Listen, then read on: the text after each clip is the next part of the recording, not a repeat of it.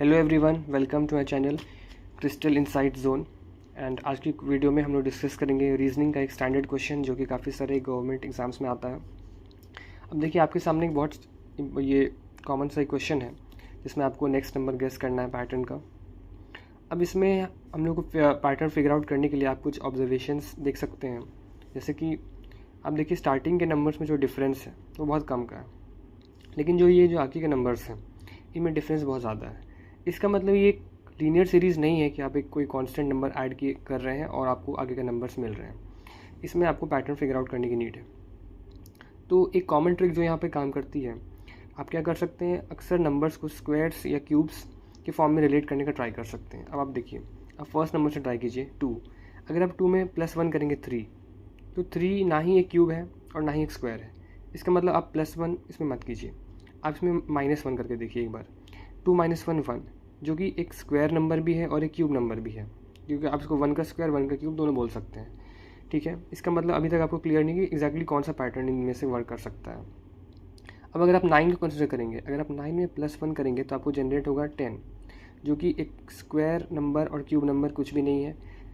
लेकिन अगर आप 9 में से 1 सब्ट्रैक्ट कर लेंगे तो आपके पास आएगा 8, जो कि 2 का क्यूब है।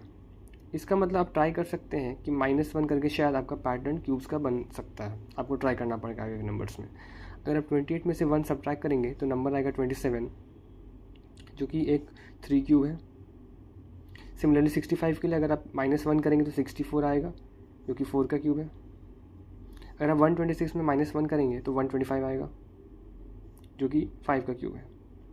इसका मतलब आपका जो पैटर्न है वो एक्चुअली क्यूब्स +1 करके है। 1 क्यूब +1 2, 2 क्यूब +1 9, 3 क्यूब +1 28। तो इस सीरीज़ में नेक्स्ट नंबर कौन सा आएगा 5 क्यूब के बाद? 6 क्यूब, जो कि होता है 216। तो ये नंबर जनरेट के लिए आपने यहाँ पे +1 किया है, 125 + 1 126। तो सिमिलरली इस नंबर के लिए आप यहाँ से +1 करेंगे तो ये नंबर हो जाएगा 217। तो ये आपको यहाँ पे रिक्वायर्ड नंबर हो जाएगा। अब देखिए, हमने यहाँ पे एक और क्वेश्चन ले लिया है। इसमें नंबर्स हैं 0 3 8 15 24 एंड अगला ब्लैंक है। अब देखिए, सिमिलर पैटर्न पे ये भी क्वेश्चन है। इसमें अगर आप 0 - 1 करेंगे तो -1 आएगा, जो कि एक स्क्वायर नंबर नहीं है बट एक क्यूब नंबर आप बोल सकते हैं, -1 का क्यूब। इसको यहाँ लिख देता हूँ, -1 का क्यूब आप बोल सकते हैं, बट ये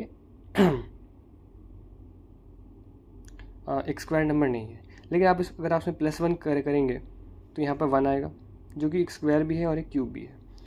3, अगर आप 3 में -1 करेंगे तो 2 आएगा, जो कि आपको एक अच्छा रिजल्ट नहीं देता, क्योंकि ये ना ही एक स्क्वायर नंबर है और ना ही एक क्यूब नंबर है। बट अगर आप 3 में +1 करेंगे तो आपके पास 4 आएगा, जो कि आप 2 स्क्वायर है बोल सकते हैं।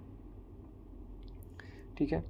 8, अगर आप 8 में -1 करेंगे तो 7 आएगा, जो कि एक सिग्निफिकेंट रिजल्ट नहीं है, क्योंकि ना ही एक स्क्वायर है ना ही क्यूब है।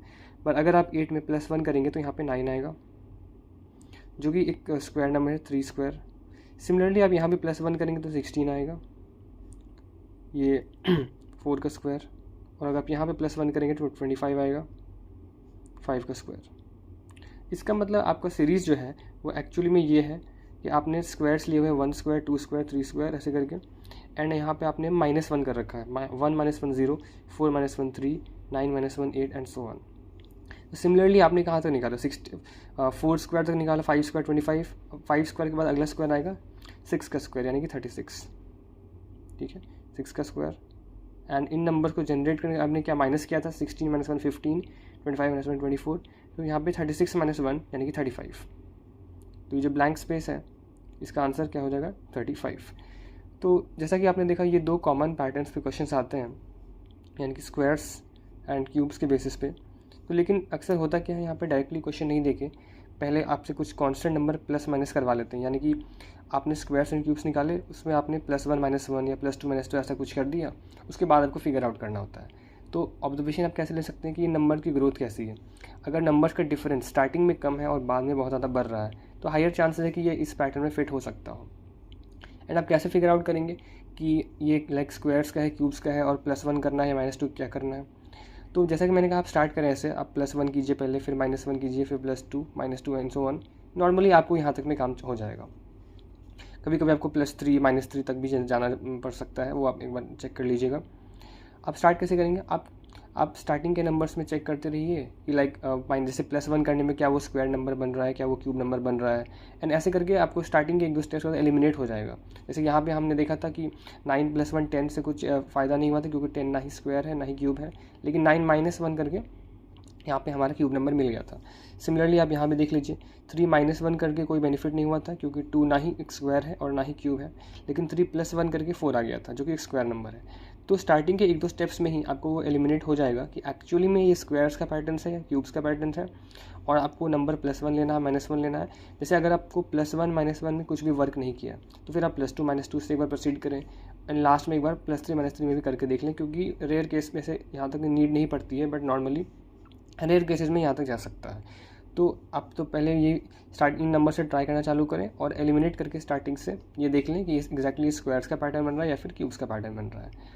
और आप कम से कम 1 से लेकर 20 तक में जितने भी स्क्वायर्स हैं एंड जितने भी क्यूब्स हैं उन सबको याद कर लें, क्योंकि अगर वो आपको नंबर्स याद रहेंगे तो ही आप इस टाइप के क्वेश्चंस को कम टाइम में 10 सेकंड में, 20 सेकंड, 30 सेकंड में सॉल्व कर पाएंगे।